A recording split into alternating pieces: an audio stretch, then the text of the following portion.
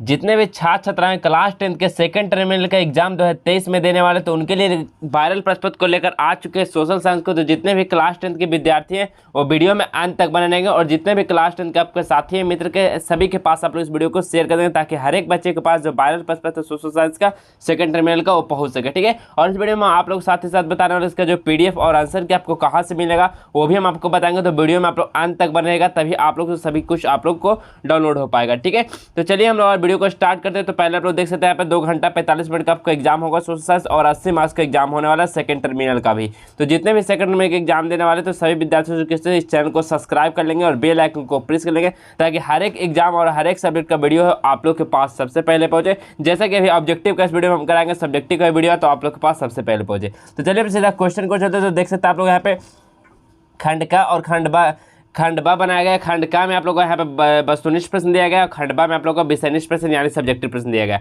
इसमें हम ऑब्जेक्टिव प्रश्न की बात करने वाले तो 1 से 50 तक आपको ऑब्जेक्टिव प्रश्न आएगा, जिसमें से किन्हीं 40 प्रश्नों का ही उत्तर देना है। ठीक है, सोशल साइंस में आपको 40 प्रश्न का उत्तर देना है, और साइंस में भी आपको 40 को ही बनाना है। तो पहला क्वेश्चन क्या बोला गया? तो पहला क्वेश्चन बोला गया है कि लाओस में पाथेट लाओ का गठन किसने किया था? लाओस में जो पाथेट लाओ का गठन है ये किनके द्वारा किया गया था? तो ये याद रखिएगा सुफुनाबोंग द्वारा। ठीक है, सुफुनाबोंग द्वारा लाया गया था। तो ऑप्शन नंबर सी बिल्कुल सही आंसर हो जाएगा। ये सिर्फ क्वेश्चन सेकंड टर्मिनल एग्जाम में ही नहीं बाबू, ये सब क्वेश्चन आप लोग को 10वां में पढ़ना, और यही सब क्वेश्चन आपका सेंटअप एग्जाम में और बोर्ड एग्जाम में भी पूछा जाता है। तो सभी क्वेश्चन का जो आंसर है आपको याद करते चलना और नोट करते चलना है। चलिए अगला प्रश्न क्या है? लाल खमेर सेना का गठन किसने किया? लाल खमेर सेना का जो गठन किया था ये कौन किए थे? तो ये सिहानुक किए थे। कौन किए थे? सिहानुक। ऑप्शन नंबर बी सही आंसर हो जाएगा, सिहानुक। अगला क्वेश्चन है एकीकृत वियतनाम की स्थापना किस वर्ष हुई? एकीकृत जो वियतनाम था इसकी स्थापना जो की गई थी किस वर्ष की गई थी? तो याद रखिएगा 1975 ईस्वी में स्थापना किया गया था एकीकृत वियतनाम की। अगला प्रश्न है कंपुचिया का पुराना नाम क्या है? कंपुचिया का पुराना नाम क्या है बताइए?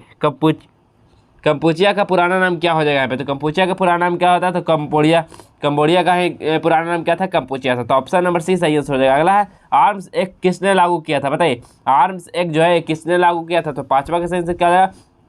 तो लिटन ने। ठीक है, लिटन साहब ने जो आर्म्स एक्ट था उसको लागू किया था। तो ऑप्शन नंबर सी सही आंसर हो जाएगा। अगला है खिलाफत आंदोलन किस देश के समर्थन में चलाया गया था? बताइए खिलाफत आंदोलन जो है ये किस देश के समर्थन में चलाया गया था? तो किस देश के समर्थन में चलाया गया था बाबू? तो याद रखिएगा तुर्की के। ठीक है, तुर्की देश के समर्थन में चलाया गया था। तो ऑप्शन नंबर ए सही आंसर हो जाएगा। अगला है इंडियन स्टैच्यू कमीशन का अन्य नाम क्या है? बताइए इंडियन स्टैच्यू कमीशन का अन्य नाम कौन सा नाम से जाना जाता है? तो उसको साइमन कमीशन के नाम से जाना जाता है। कौन सा नाम से बाबू? Simon commission. Option number B सही आंसर हो जाएगा।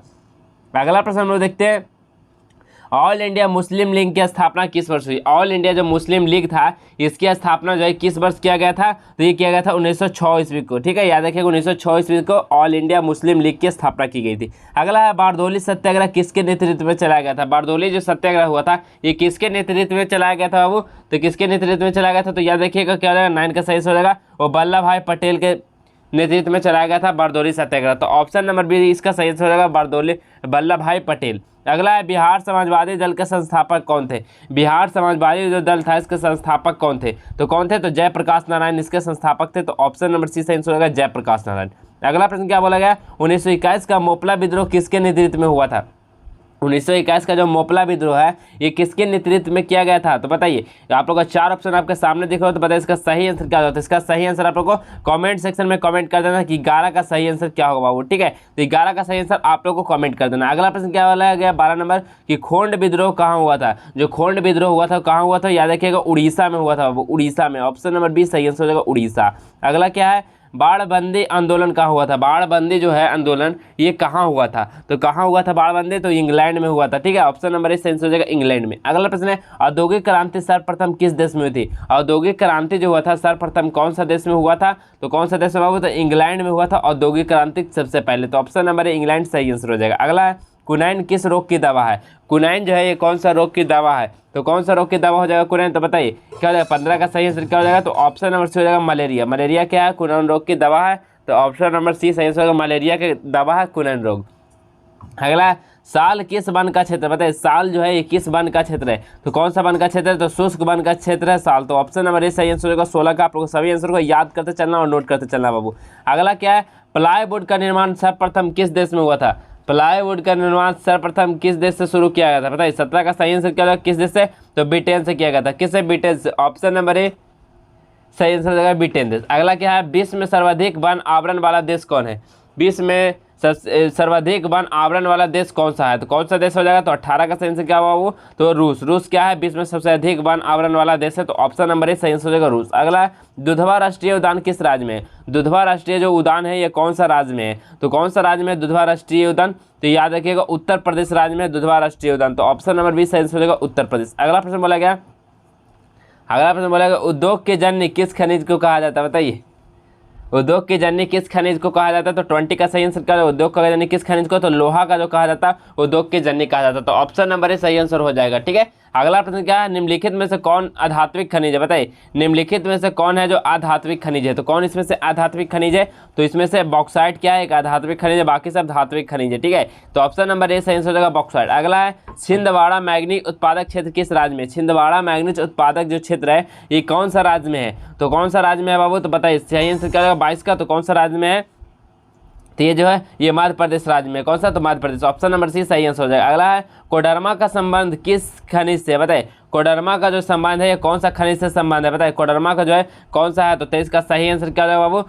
तो किससे है? तो ये अब्रक से। ठीक है, कोडरमा का संबंध किससे है? अब्रक से, ऑप्शन नंबर सी सही आंसर हो जाएगा। अगला है, भारत का सबसे बड़ा खनिज तेल उत्पादक क्षेत्र कौन है? भारत का सबसे बड़ा खनिज तेल उत्पादक कौन सा है? तो डिगबोई। ठीक है, डिगबोई क्या है? भारत का सबसे बड़ा खनिज तेल उत्पादक क्षेत्र है, तो ऑप्शन नंबर सी डिगबोई सही आंसर हो जाएगा। अगला है, जामनगर तेल शोधक कारखाना किस राज्य में अवस्थित है? जामनगर तेल शोधक कारखाना जो है ये कौन सा राज्य में अवस्थित है? तो कौन सा राज्य में है? तो गुजरात में अवस्थित है। कौन सा? गुजरात में, ऑप्शन नंबर ए सही आंसर हो जाएगा गुजरात। अगला है, भाखड़ा नांगल परियोजना किस नदी पर विकसित है? बताइए, भाखड़ा नांगल परियोजना है ये कौन सा नदी पर विकसित है? तो कौन सा नदी पर विकसित है बाबू? तो सतलज नदी पर विकसित है, ऑप्शन नंबर ए सही आंसर हो जाएगा। चलिए अगला प्रश्न हम लोग देखेंगे। अगला प्रश्न क्या है, अगला प्रश्न बोला गया, भारत में पहला जल विद्युत संयंत्र कहाँ लगाया गया था? भारत में जो पहला जो जल विद्युत संयंत्र आया था वो कहाँ लगाया गया था? तो कहाँ लगाया गया था बाबू? तो दार्जिलिंग से। ठीक है, दार्जिलिंग से स्टार्ट हुआ, तो ऑप्शन नंबर ए सही आंसर हो जाएगा। अगला है, इनमें से कौन सा कोयला घटिया किस्म का? ठीक है, कौन सा कोयला इसमें से घटिया यानी सबसे लो क्वालिटी का है? बताइए, इनमें से कौन सा कौन सा कोयला सबसे लो क्वालिटी का है?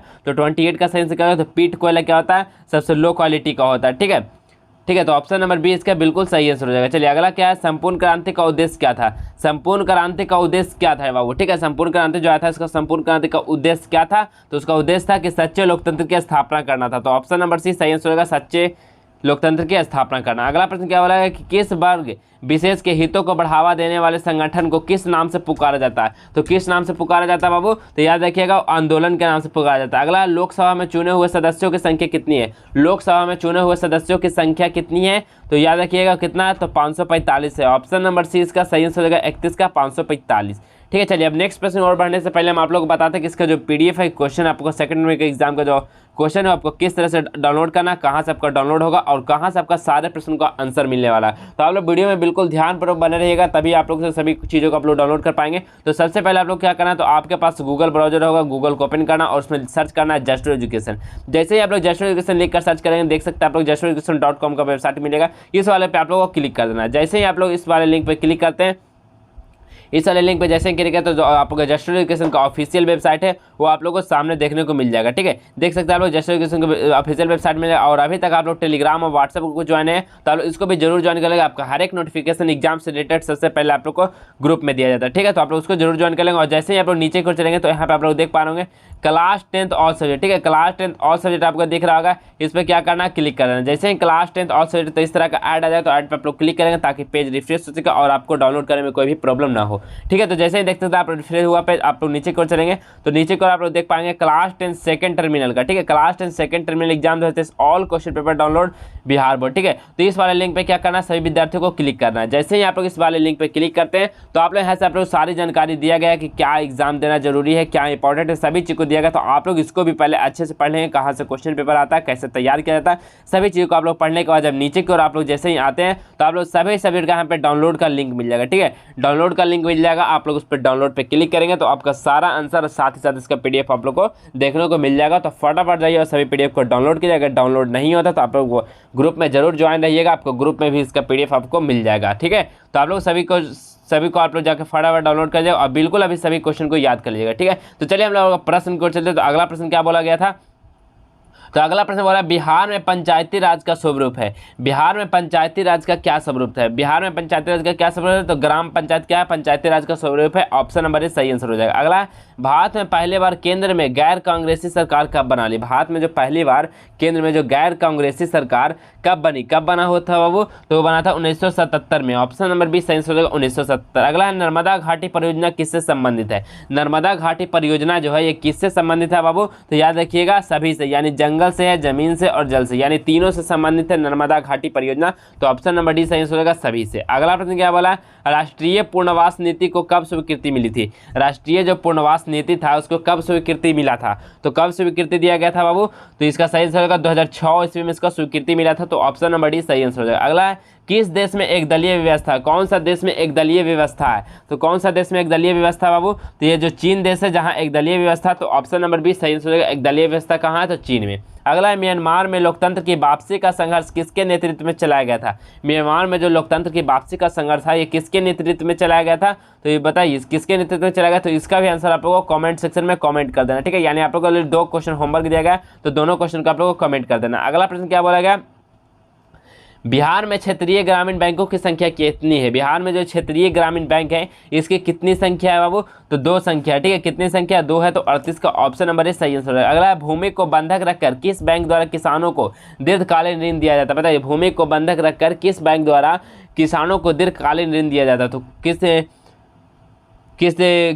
बताइए किस बैंक द्वारा दिया जाता है? तो 39 का सही आंसर क्या हो जाएगा? तो ऑप्शन नंबर सी भूमि विकास बैंक द्वारा। अगला प्रश्न क्या है? बिहार में कार्यरत केंद्रीय सहकारी बैंकों की संख्या कितनी है? बिहार में कार्यरत केंद्रीय सहकारी बैंकों की संख्या कितनी है बाबू? तो याद रखिएगा 35 है। 35 ऑप्शन नंबर सी सही आंसर होगा 35। तो आप लोग का एग्जाम में 40 प्रश्नों का उत्तर देना, लेकिन चलिए हम सभी प्रश्नों का यहाँ पर उत्तर देते हैं और सभी प्रश्नों का उत्तर पाने के लिए आप लोग जस्ट एजुकेशन को गूगल पर जरूर सर्च कर लीजिएगा। तो देखिए 41 नंबर क्वेश्चन क्या बोला गया कि वित्तीय सेवाओं की आवश्यकता होती है। वित्तीय सेवाओं की आवश्यकता किसमें होती है? तो यहाँ पे व्यक्तियों में भी होती है, व्यावसायिक संस्थानों में भी होती है और सरकारों को भी होती है, ठीक है। तो इसका सही आंसर क्या होगा? ऑप्शन नंबर डी बिल्कुल सही होगा सभी में। क्या हो जाएगा? वित्तीय सेवाओं की आवश्यकता किसको होती है? तो सभी को होती है। अगला, बचत को प्रभावित करने वाला मुख्य तत्व क्या है? बचत को प्रभावित करने वाले मुख्य तत्व इसमें से कौन सा है? तो बचत को कौन प्रभावित करता है? तो क्षमता भी करता है, इच्छा भी करता है और सुविधा भी करता है। तो इसलिए इसका भी आंसर ऑप्शन नंबर डी हो जाएगा। इनमें से सभी हो जाएगा। अगला, आधुनिक युग की अर्थव्यवस्था को प्रगति का श्रेय किसे है? आधुनिक युग की अर्थव्यवस्था की प्रगति का श्रेय किसे है? तो किसे है बाबू? तो उद्योग के है। याद रखिएगा उद्योग के। ऑप्शन नंबर सी सही है। अगला, आधुनिक व्यवसाय की ऋण क्या है? आधुनिक व्यवसाय की ऋण किसको माना जाता है? तो आधुनिक व्यवसाय की ऋण जो है वो साख को, कालाबाजारी और जमाखोरी तीनों को माना जाता है। तो ऑप्शन नंबर डी इनमें से सभी बिल्कुल राइट आंसर हो जाएगा 44 का। अगला प्रश्न क्या है? मुद्रा हुआ है जो मूल्य का मापक और भुगतान का साधक है, ये किसका कथन है? तो ये किसका कथन है बाबू? तो सेलिंग मैन का कथन है। याद रखिएगा सेलिंग मैन का कथन है। ऑप्शन नंबर डी सही आंसर। अगला है, विनिमय का प्रारंभिक व्यवस्था किस पर आधारित थी? बताइए, विनिमय की जो प्रारंभिक अवस्था थी ये किस पे आधारित थी बाबू? तो किस पे आधारित थी? तो वस्तु विनिमय पर आधारित थी। तो ऑप्शन नंबर बी 46 का बिल्कुल करेक्ट आंसर होगा। अगला है, आसवान बांध किस नदी से जुड़ा है? बताइए, आसवान बांध जो है ये कौन सा नदी से जुड़ा हुआ है? तो याद रखिए कौन सा नदी से? तो नील नदी से जुड़ा हुआ है आसवान बांध। तो ऑप्शन नंबर सी बिल्कुल सही आंसर हो जाएगा। तो इसी प्रकार आप लोग देख सकते हैं सारा प्रश्न दिया गया। तो आप लोग एग्जाम में 40 प्रश्न को सेकंड टर्मिनल में बना के आना है। तो सारा प्रश्न आप लोग देख सकते हैं इसी प्रकार। और चैनल को आप लोग सब्सक्राइब करके बेल आइकन को प्रेस जरूर करेगा, ताकि आप लोग देख सकते हैं जो सब्जेक्टिव क्वेश्चन आप लोग को देखने को मिल रहा होगा इसका आंसर भी आप लोग को आए तो आप लोग के पास सबसे पहले पहुंचे। तो चैनल को अवश्य सब्सक्राइब करेगा। और जितने भी आप लोग को क्लास 10 के आप लोग छात्र हैं, मित्र हैं, साथी हैं, सभी के पास आप लोग इस वीडियो को ज़्यादा शेयर करिएगा, ताकि हर एक बच्चे के पास आप लोग जो इस सेकंड टर्मिनल एग्जाम का पेपर है वो सभी के पास पहुंच सके, ठीक है। तो आप लोग को वीडियो अच्छा लगे तो वीडियो को लाइक कर दीजिएगा और शेयर कर दीजिएगा। चलिए इस प्रकार मिलेंगे नेक्स्ट वीडियो नए वीडियो में, तब तक इतना ही। जय हिंद, वंदे मातरम।